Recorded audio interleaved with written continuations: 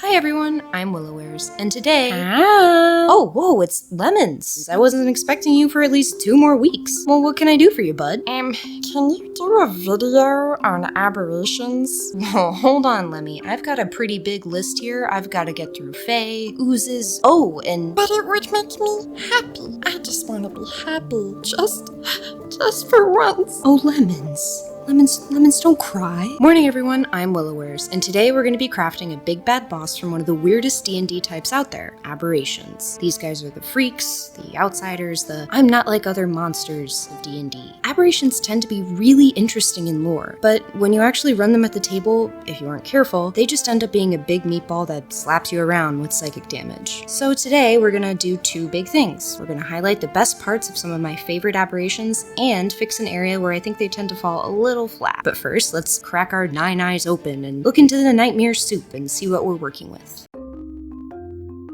So mechanically, aberrations often share aspects like resistance to charm or psychic damage, strong psychic powers, and oftentimes a funky attack that, say, absorbs your memories or makes you randomly attack someone in your vicinity. I say often, so often here because aberrations are a bit different than the rest of our D&D creature categories. Lore-wise, aberrations are often beings that slipped into the material plane from somewhere else. Some are spawned from the Far Realm, which is the D&D version of Ohio. However, others, such as the Mind Flayer's beefed-up lab experiment Grimlock, are just the unfortunate results of machinations from other aberrations. Still, others are just weird guys, and that's it. And that's it! Like, that's their whole thing, they're just weird guys. I don't think any of the other monster types, minus, say, maybe fiends, have such a large variety of creatures within it, but that's kind of what makes aberrations fun. Visually, they are all over the place. I mean, we've got evil flying brains, tentacle parrots, sexy purple squid, regular looking, super regular, natural looking squid guys, all drinking the same Cthulhu core Gatorade, but all individual in their own way. Ah, yes. The Mind Flayer. When you think aberration, you think Mind Flayer, most likely. Telepathy, the brain munching, the extremely moist home decoration. As representatives of the Illithid Empire, they're not so much fantastic bosses by themselves, but where one Mind Flayer is, there's usually a plot to consume brains and take over the world. They have their own society, which means you're gonna get a lot of different stats in this group, including some kind of variant of not Brain Blast. That's Jimmy Neutron. I mean Mind Blast, that does psychic damage. Rooting out an Illithid colony that has placed its tentacles within a society, hiding in the shadows, waiting for the perfect moment to strike, with perhaps an Elder Brain waiting for you at the end, is always fun. But by themselves, I'd give the Mind Flayer a B+. Next up, we've got the Beholder, the cover girl of aberrations. They've been around since 1st edition, and have kept some iconic mechanical traits all the way up to 5th. Some of these include the Anti-Magic Cone, formerly known as the Anti-Magic Ray, an AoE that puts down a pesky anti-magic field spell, and their variety of eye rays. They can slow you, fear you, sleep you, truly a buffet of status effects that can make for some fun and oftentimes frustrating combat. Something I've always loved is that a Beholder dreams itself into being. This is the kind of weird, mind-bending lore tidbit I want in all my aberrations. Big boss potential? Yes. Absolutely. You've got the looks, the mechanics, you got it all, you sweet, many-eyed meatball. A. Aboliths are waterlogged psychic overlords who remember everything, and I mean everything, that has ever happened. They've got layers of cosmic bitterness and a skin disease so contagious it makes you grow gills. These friendly-looking fellows dwell only in the creepiest bodies of water in D&D, but hey, don't worry, they're amphibious, so they absolutely can come for you, and they probably will. These guys build their own creepy cities underneath water too, usually utilizing minions they've reshaped into gross, cosmic, Lovecraftian, minions. They have a very telepath-focused kit. It eats your memories, it can charm you, it can even find out your deepest desires. Also, shout out to the new Aboleth art, because dang, he looks super intimidating now. A party fighting an Aboleth is in for a really cool adventure, so I would give him an A, almost an A+. Good for him. Next, we have the Gibbering Mouther. Professional yappers, these guys are fairly low level, so not a great boss, but what a fun design. The Gibbering Mouther, just by the power of his gibbering, can force players to either move in a random direction or make a melee attack against a random creature. Honestly, a very cool lower level fight, but his super low stats pretty much gate him at the D tier. Sorry, bud. Nothics are one of my favorite monster designs visually in D&D. Like many aberrations, their origin is disputed. According to the Forgotten Realms wiki, quote, said to have drifted into the material plane from the far realm, or to have been created from wizards who, in their research of arcane secrets, stumbled across a curse left by Vecna, unquote. They have a deep hunger for knowledge, specifically involving the arcane, but are at the same time violent and unpredictable. One of the neat abilities they possess is their weird insight bonus action. If the creature fails against this, the Nothic learns one fact or secret about the target, which is neat, but definitely not a beefy boy and oftentimes a grunt to more intimidating monsters in the Underdark. C-, I'd say probably almost a D boss. And finally, most importantly, we have the Flump. Flumps are the little cuties of the aberrations. They are surprisingly helpful little guys that get so upset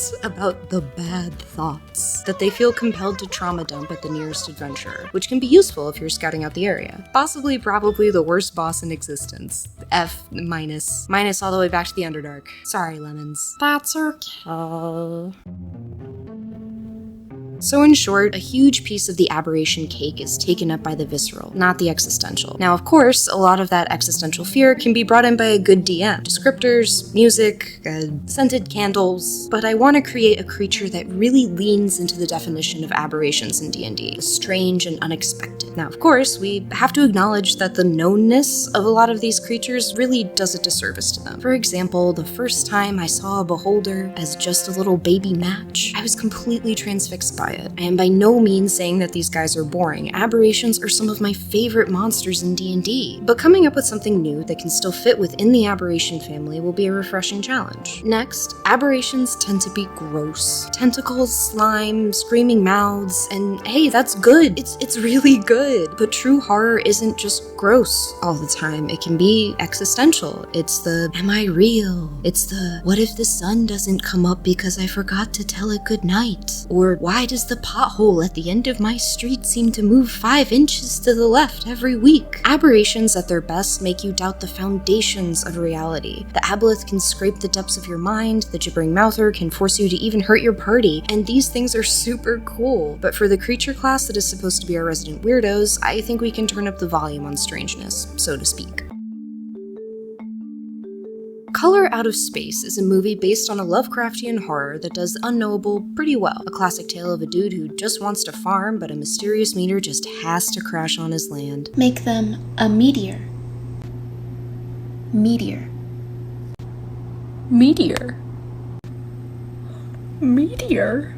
Which changes the surrounding landscape, altering the flora and fauna a la Annihilation, and you can probably guess it doesn't go so great for the locals either. But what adds a little spice to this story is the color the meteorite gives off. In the book, the folks have a hard time describing the color emanating from it. They can't identify one of the most basic descriptors, one of the first things humans learn to describe anything. The movie adaptation falls a bit flat for me because, well, they had to color it. It would be kind of hard to make a movie otherwise. It's also not an amazing movie in general, but that's just my opinion. But guess where you don't have to have a visual aid? That's right, baby. Theater of the mind. Theater of the mind, Chads rejoice. Theater of the mind, rise up. And that's a huge hint into how you can make a monster truly weird. Take one of the foundational senses and suddenly make it unknowable. And you know what else is another impossible, unknowable thing?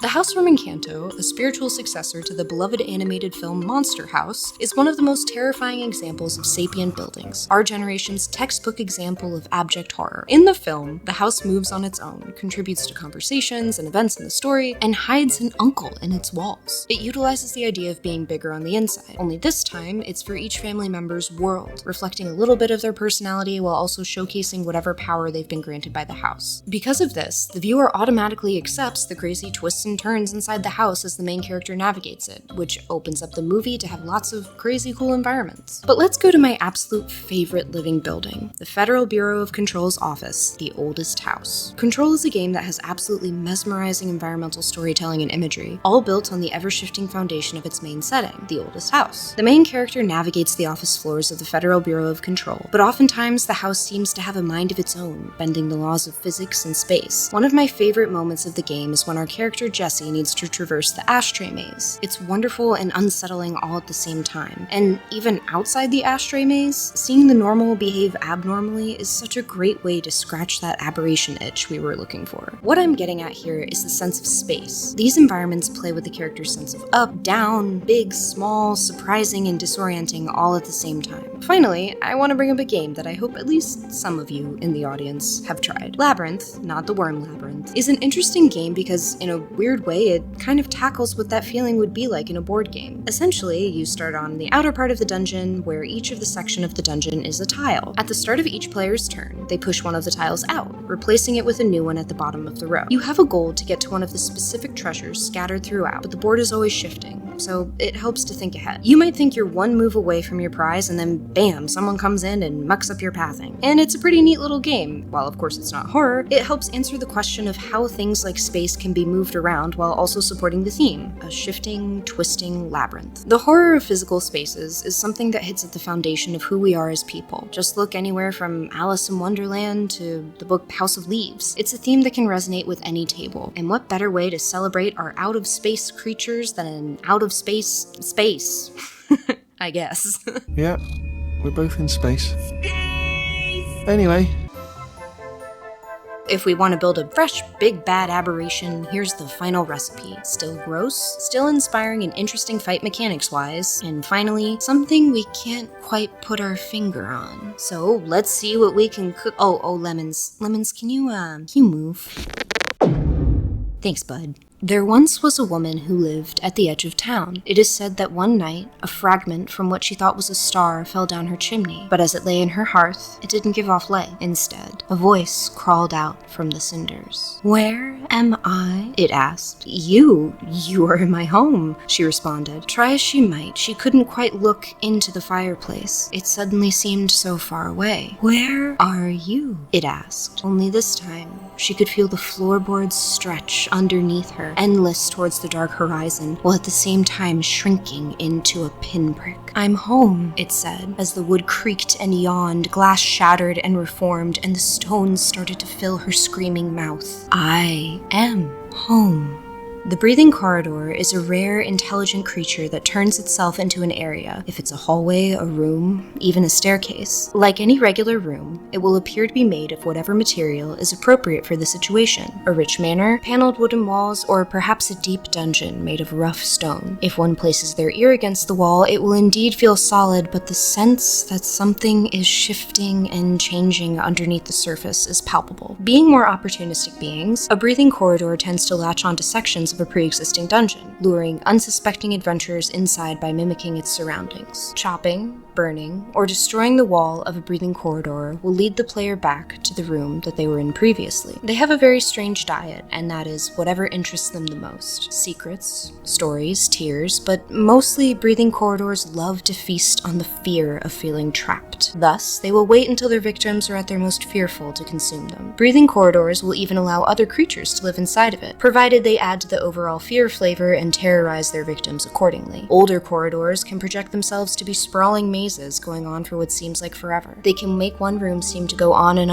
only to end in a hallway that is slowly collapsing around the party. Its only limit is its own twisted imagination. Breathing corridors will happily let adventuring parties take rests, using the opportunity to draw out the madness instead of taking them by surprise in their sleep. Those who have survived a breathing corridor speak of terrible dreams, as if the corridor is methodically ripping through their minds, trying to find what they fear the most. There are two known ways to escape a breathing corridor: if it lets you, or if you manage to pierce its heart. If the latter is achieved, the breathing corridor will shrivel away. The heart is usually at the central location of the lowest point of the dungeon, unfortunately sitting right underneath the mouth of the breathing corridor is both its weak point and the most dangerous point of the dungeon. It is teeth that can appear at any point in the area, keeping the party on their toes for the whole fight. It is here the monster is the most powerful magically as well, able to shift the terrain to its will and more easily enter the minds of the party to show their visions of fear. Unscrupulous wizards use them to guard their secrets, agreeing to let the corridor slowly consume whatever fool accidentally stumbles into it. Though if the corridor is not fed, there's no telling what it will do, and they are not known known for loyalty. If you're smart enough, you can make a deal with your very own breathing corridor. That's right, let's make bastions, but feed them the despair of your enemies instead of gold. Those who have been able to make a temporary agreement with the breathing corridor must keep it fed with something. Secrets, knowledge, depending on the entity's preference. However, let it go on for too long without being fed, and the corridor will take what it needs on its own. Hey, we did it! Whew!